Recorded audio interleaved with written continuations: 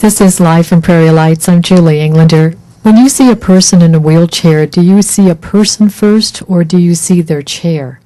Persons with disabilities often feel they are defined by the disability and not by who they are as a person.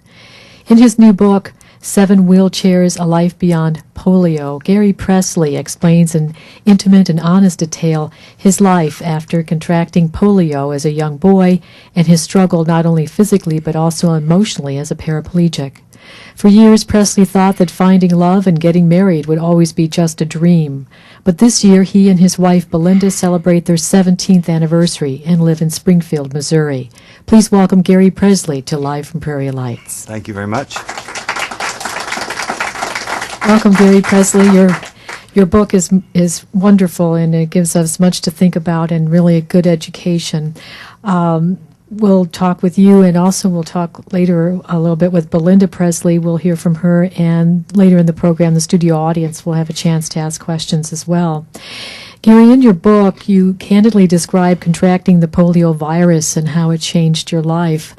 What happened exactly? It seems one day you were a healthy young boy walking and talking, and days later you're hooked up to an iron lung.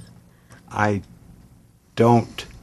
cannot say in a scientific sense that the inoculation gave me polio, but I don't think it's a coincidence that I received polio 7 days after, or ended up in an iron lung 7 days after taking the final inoculation.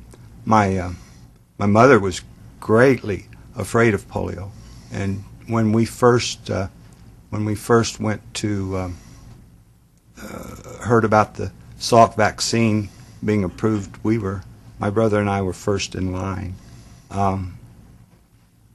It was something. I think she felt guilt about it.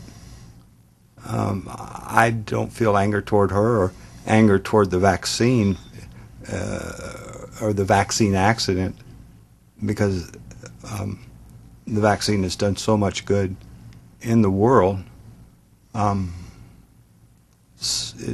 It may just have been a fate of genetics. Maybe the vaccine didn't work because of something in my genetic makeup, but I was too young to process it. It took me 50 years to process it, really. Mm-hmm. And what you see in the book is part of what I know about it.